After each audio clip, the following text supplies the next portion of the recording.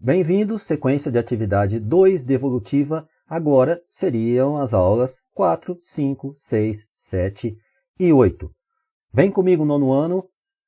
Aula 4, textos biográficos. Logo no comecinho aqui, tá? Na 1, para saber mais, há um quadro bastante importante que vocês devem ter estudado. Por quê? Traz as definições do gênero biografia e autobiografia.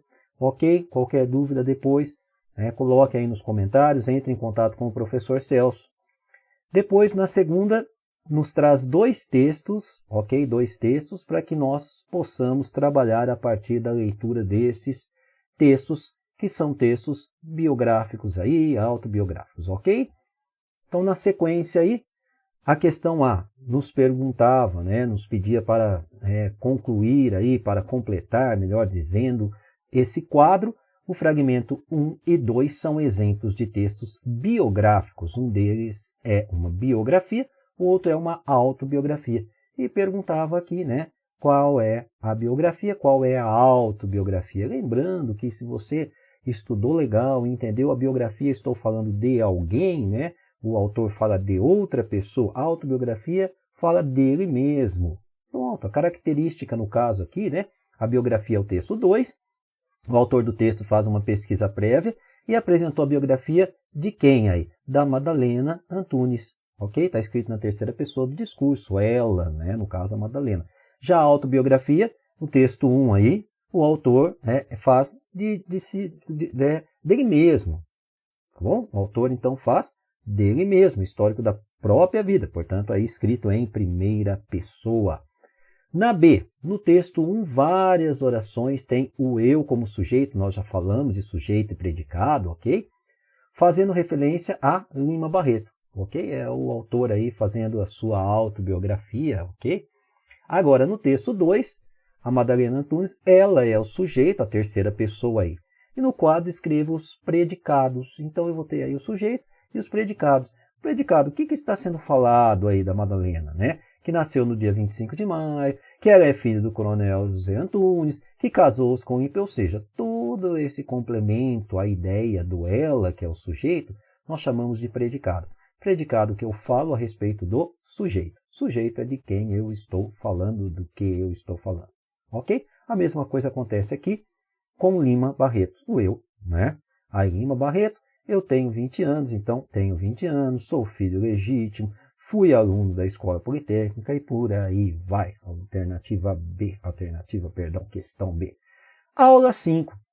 Já o gênero memórias, também na questão 1 aqui, eu tenho um quadro para aí saber mais, traz as definições desse gênero, que são aí as memórias como gênero textual.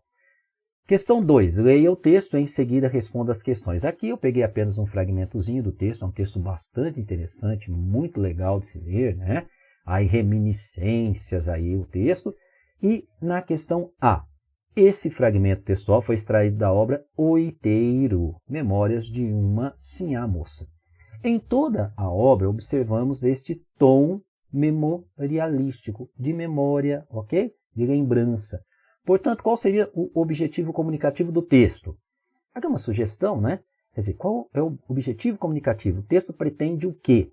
A Madalena Antunes tem por objetivo comunicativo relatar momentos de sua vida, experiências pelas quais ela passou. Ela está relatando o quê? Suas memórias. Ou seja, qual é o objetivo? Expor as suas memórias, passar suas memórias, mostrar suas memórias. B. Em qual local, espaço, Local, espaço, ambiente. A autora Madalena Antunes Pereira situa suas memórias. Então, ela relata vivências ocorridas o quê? No Oiteiro. O Oiteiro é a fazenda em que viveu a infância, tá bom, pessoal?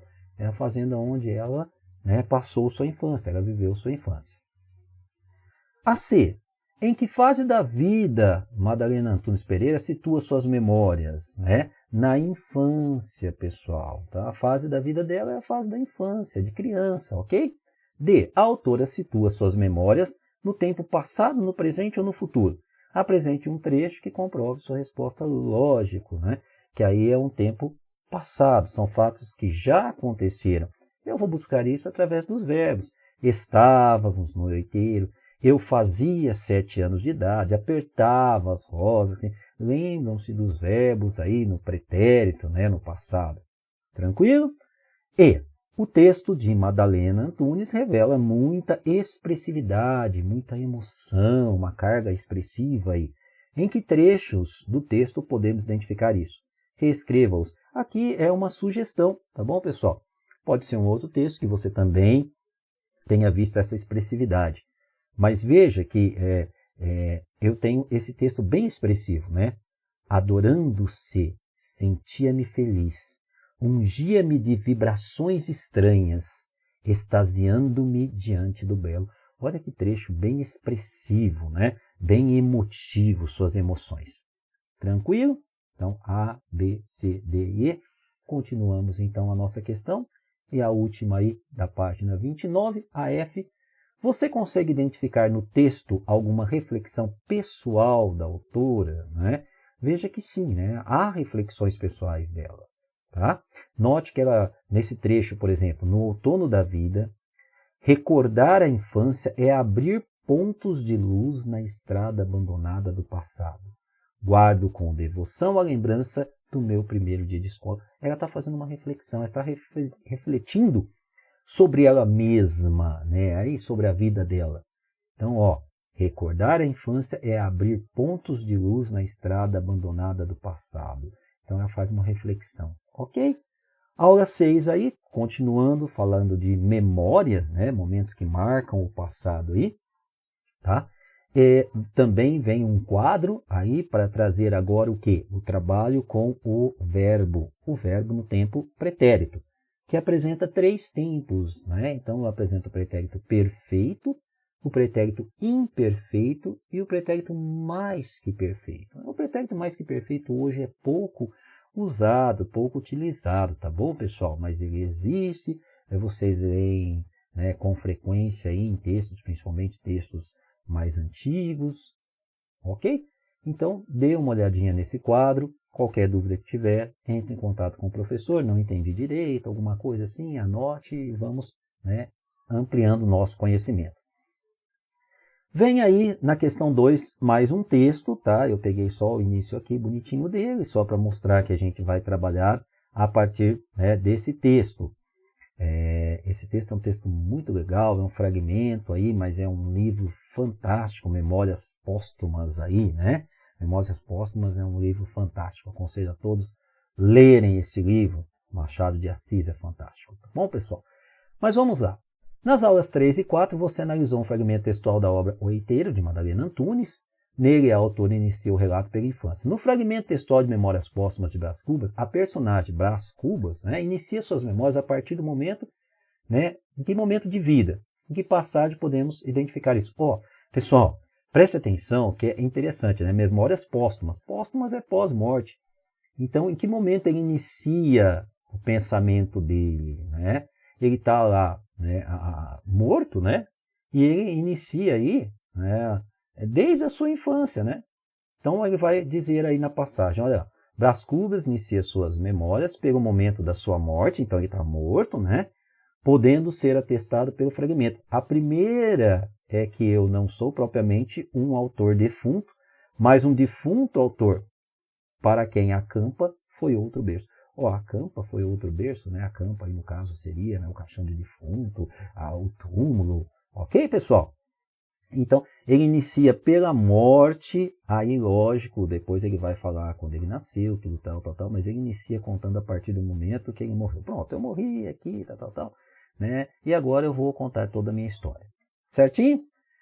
A questão 2. Tinha uns 64 anos, rígidos e prósperos, era solteiro, possuía cerca de 300 contos, fui, né, acompanhado ao cemitério por 11 amigos. 11 amigos. Esse trecho faz referência a fala do Brás Cubas, né? A fala da primeira pessoa, ele mesmo está contando, tudo bem?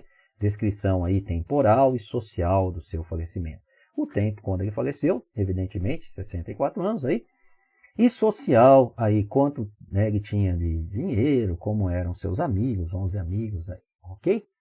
A terceira, aí alternativa C, ok? Mesma questãozinha em relação aos verbos destacados, é correto afirmar aí que eles estão no pretérito imperfeito, né? Então, aí eu tinha, eu possuía, tudo bem? Então, pretérito imperfeito. 4. Dito isto, expirei às 2 horas da tarde. Expirei, morri, né, às 2 horas da tarde de uma sexta-feira, no mês de agosto de 1869, na minha bela chácara de Catumbi. Esse trecho remete ao, né, alternativa B, ao momento que Brás Cubas morreu. Expirei aí, né, quer dizer faleci, morri, terminou a minha vida. Certinho, pessoal? Assim, com a alternativa D, em relação ao verbo destacado, é correto afirmar que está no pretérito perfeito, sinaliza um fato totalmente concluído. Expirei. Expirava seria imperfeito, expirara seria mais que perfeito, né? Então, expirei, pretérito perfeito. 6. No texto, observamos a percepção da chuva sob 2 aspectos. De um lado, a forma como Brás Cubas, né? De outro, a forma como o seu amigo a define. Então, Brás Cubas definido, o amigo definido. Abaixo, faça a diferenciação. Então, a chuva na percepção de Brás Cubas.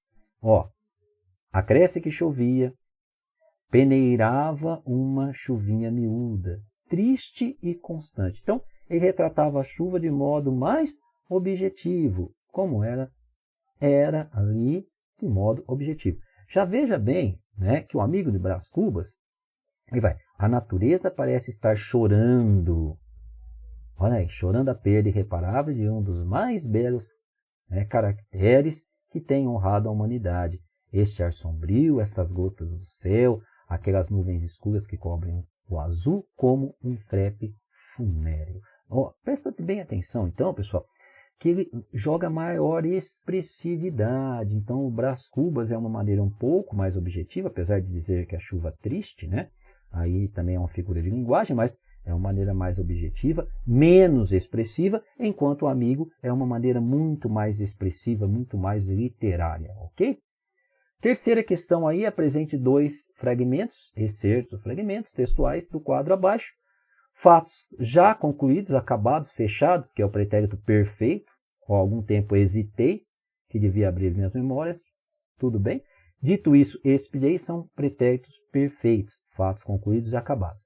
Já fatos ocorridos no passado, mas não totalmente concluídos, o pretérito imperfeito, ó, chovia, peneirava, né, tinha, ok? Era, são verbos colocados no pretérito imperfeito. Tranquilo, pessoal? Aula 7, minhas memórias, produção textual. Na aula 7 e na aula 8, né, nós vamos falar sobre minhas memórias, no caso de vocês, porque é uma produção textual feita por vocês e analisada por todos. Escreva em seu caderno as suas memórias a partir do seguinte roteiro. Então, eu tenho um roteiro a ser seguido, espero que vocês tenham, né, aí a percepção de segui-lo. O texto deve apresentar introdução, desenvolvimento e conclusão, né, o tal do começo, meio e fim. Na introdução deve conter, então ele pede alguma coisa, identificação pessoal, período escolhido para descrever a memória. No desenvolvimento, eu vou falar sobre brincadeiras preferidas, experiências, né, pela primeira vez na escola, lembranças de casa, da rua, do bairro, ou seja, tem uma certa ordem. E na conclusão eu preciso apresentar, né, algumas reflexões pessoais sobre a sua vida, sobre seus projetos, né, que almejo desenvolver no futuro. Então, olha que interessante, né, um texto aí para vocês fazerem, tá bom? Esse texto aqui, né, vira um roteirinho aí lá no Classroom, então preste bastante atenção, faça com calma. E na aula 8 você tem como, né, absorver aí, como observar, também absorver mais conhecimento, observando aí, tá, o seu próprio texto.